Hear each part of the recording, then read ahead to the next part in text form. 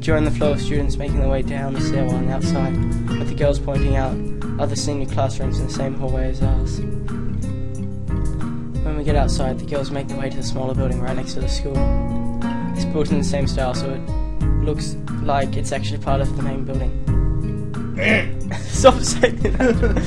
This is the auxiliary building here. There's a lot of official important stuff inside, like the Yamako Foundation office and all the nurses' offices. They even have a swimming pool! How is that official? Don't be silly, Chan. It's all for physical therapy, of course. Okay, once again, what's the word all? What did I say, all? Anyway, all the nursing staff facilities are in there too. The head nurse's office is on the first floor. You'll be fine from here, right? We'll be going then. See you tomorrow. Yeah, thanks. Bye. Get the fuck away. A whole building for stuff that has nothing to do with the actual education? I guess it's necessary for a place like this. What do you mean, place like this? I walk in, hoping that this really will be only a quick visit like the teacher said. On a white door on the left is a green cross with the text, head nurse, and a nameplate. A voice from the inside responds to my knock. Oh crap. Almost immediately, but I can't quite make it out. Sounded a bit like an invitation to open the door, so I invite myself further in. The room is not large and it smells strange. A friendly looking man turns around in his office chair to face me as I enter. His desk is neat and tidy, but the bin under the table is overflowing with used medical utensils, and there are at least a dozen coffee cup rings lingering on the desk. I reckon the doctor reappears here. Smiling man. I reckon the doctor reappears here. Don't you reckon? Doctor who? Oh! Okay, come on, just read it. I don't care anymore. Hello there! What can I do for you today? That's totally different. It sounds more like the crack addict. They're all crack addicts now. He is young looking and sort of rugged, but the dimples in his cheeks wash that impression away when he smiles. Are you the nurse? He smiles like a person who has heard this very same question hundreds of times. Oh yes, I am! This is what we're doing, no? You can call me by name. Or just the nurse, like everyone else. Of course, I shake off my confusion and realise I should probably grab his extended hand. His handshake is rather firm and friendly. Right, I'm a new student and my homeroom teacher told me to come and meet you. My name is Asao Nakai. His eyes light up. I'm doing the Scottish thing! His eyes light up with revelation and he snaps his fingers. Oh, you're that Nakai! I was just reading your file in the morning. Some kind of chronic arrhythmia and related congenital heart muscle deficiency, really? Right?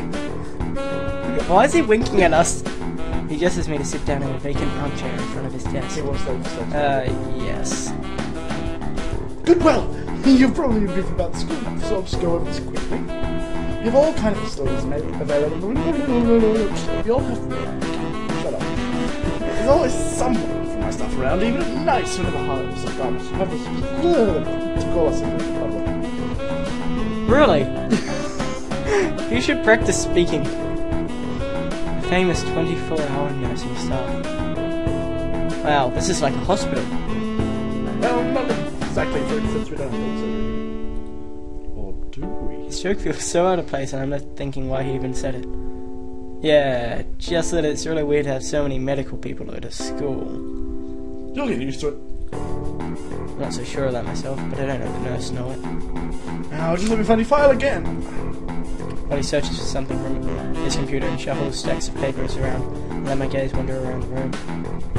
It is the epitome of generic, I'd like to say.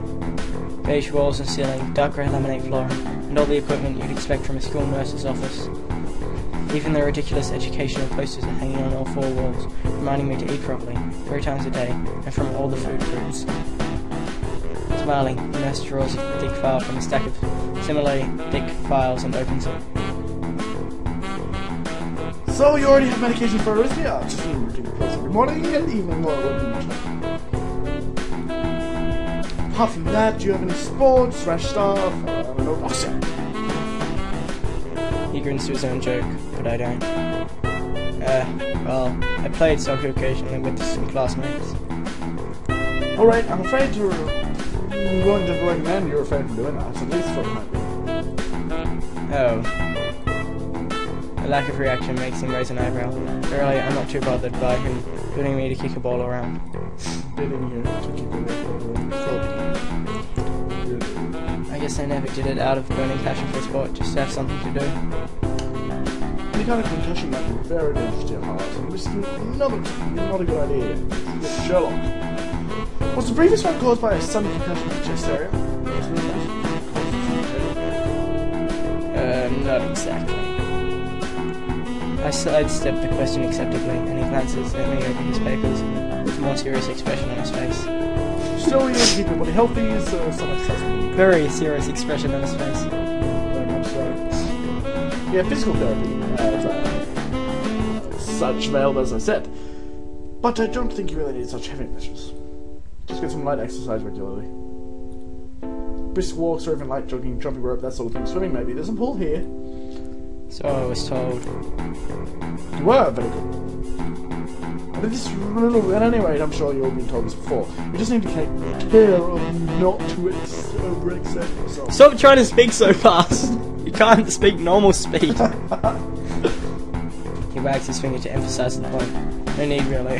I've heard this 1,000 times already. Why do you just actually wag your finger? No one can see you. Everyone can see me. Absolutely no unnecessary risks. Take care of yourself. Okay! He goes over my papers one more time and sets them on the desk, obviously content. Good. That's it. Then come meet me if you ever need anything. Something. I don't care. I give up. I mush it out before I even realise it. A quick visit indeed. I end up standing in front of the main building and the auxiliary building, although to my eyes they still look like one and the same. Shut up. It's the first real look I get at the other students, so I watch people coming out of the school, going towards the gate or the dorms. Everyone seems to know where they are going. And I still keep thinking that most of them don't look too special for being students at a special school. Then again, neither do I. Sure. Does that make me one of them? One One of us. One of us. ... I should go somewhere too, to prevent me from getting lost. It's around dinner time, but I feel tired instead of hungry. The weariness in me only grows as I trudge towards the dorms, just a little way apart from the main building complex. There's a garden of sorts between the school and the dorms. Shrubbery, flowers, and that overbearing smell of fresh cut grass that fills the atmosphere. It dawns on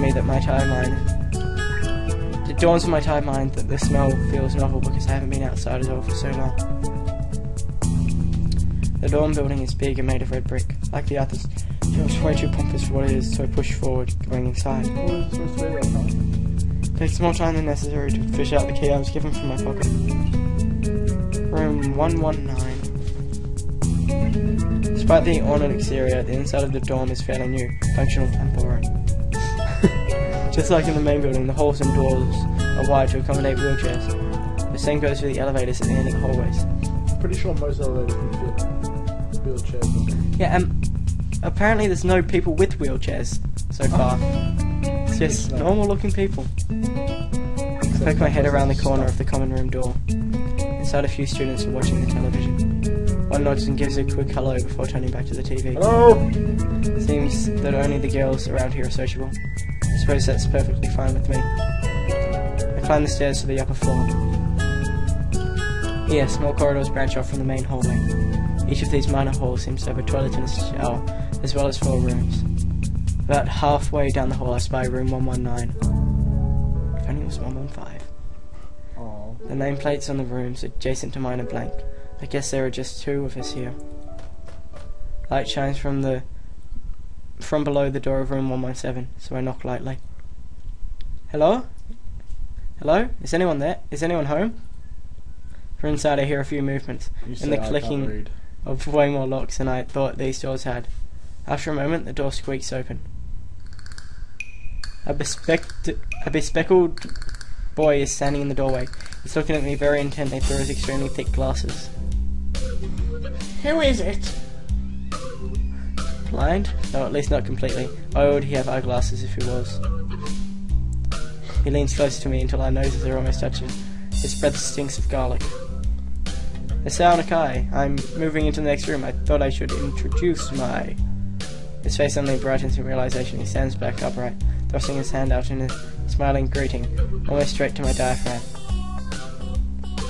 Oh, sup, dude? The name's Kenji. Ah, hi. I take Kenji's sweaty hand and shake it, still a little rattled by the sudden change of attitude and vehement welcome. There were some suspicious-looking people going in and out of your room earlier. It was probably my parents. Your parents? Sure? Because there could have been some other people too. Can't judge a book by its cover. This out-of-place proverb is left hanging between us awkwardly as I try to think of some way to respond. I'd say that the chances are high enough. He shudders and makes some exaggerated hand gestures. You're a brave man, Hisao. Me, I don't think I could trust the chances. The only one I trust is myself. Does that mean I shouldn't get to know you either? He thinks about this for a while. A wise decision. Damn, you are smarter than you look. Probably. What do you look like then? I hope not smart. He squints his eyes and leans closer again. I lean backwards to dodge it. Never mind, it doesn't matter. With that, he turns, fumbles around for a moment in search of the door handle, and shuts the door behind him. I slide the key into the lock of the door, marked 119. Bleak beige walls, white linen, a desk made of some type of light wood, ugly curtains. It's no one's room, impersonal, like my hospital room was. My bags are sitting at the foot of my bed, looking a lot emptier than they did this morning. The closet is sitting open, stocked with my clothes. Also, it seems that there are a number of school uniforms hanging there as well. A note is pinned to the sleeve of one of the shirts. You do the dad's voice when you're reading out the letter. Hi, Jan. We unpacked your things and made your bed. They said that if these don't fit, then you should go to the office tomorrow. If you have any problems, you can always call us. And I'm still frustrated with the point that I am a little girl. Love, Mom and Dad. Well, at least I don't have to worry about unpacking. Kind of hoped I would have. There would be something to do. It's still too early. Put the note down on the desktop and lie down on the bed, feeling drained. Lying there makes me want to read something, but I have nothing with me. I wonder if the hospital conditioned me for wanting to read whenever I have nothing to do. The restless urge just keeps running until I have to stand up. Maybe it's stress or something. I was pretty nervous about it before coming, and for the entire day, too. I still am, I think. Damn, I have to distract myself somehow, so I won't be this unnatural all the time. Tomorrow I'll go borrow some books from the library. Yeah, I'll do that. But for now... I should have asked about the library, you idiot! Probably would have already have books and we'd be happy right now. The bottles of medication neatly arranged on my night table catch my eye. I pick one up and shake it just to hear the contents inside rattle, and then read the glued-on pharmacy label. Hisao Nakai, 2 tablets daily to stay alive. Doesn't really say that, but it could just as well. It's kinda twisted having your life depend on chemicals like these. I resent it a little, but what choice do I have? With a sigh, I begin my new daily ritual of taking the right number of pills from each bottle, being careful to check the correct dosage. I lie down again, feeling hollow and uncertain. After that, I keep staring at the blank, unfamiliar ceiling for a long time. I hope you get to say something now. Doesn't start looking any more familiar, not even after darkness falls and long shadows draw across my room like fingers. The sheets feel slightly more comfortable, warm and nest-like against the chill that passes for room temperature here. Soon the lighter shade of darkness that is the ceiling looks like every ceiling does at night, becomes the only thing I recognize anymore. The night beckons me to sleep, and I feel the coldness of unfamiliarity and fear creeping up on my spine once again. I keep drifting further away from the world I knew.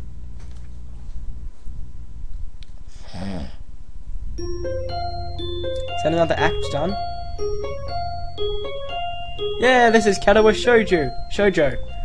Still not going to explain what this Shoujo. game is to you because Katawa Shoujo. That's it. I think. I don't know. I reckon as we do wake up in this situation, we should leave that episode there. Do you agree?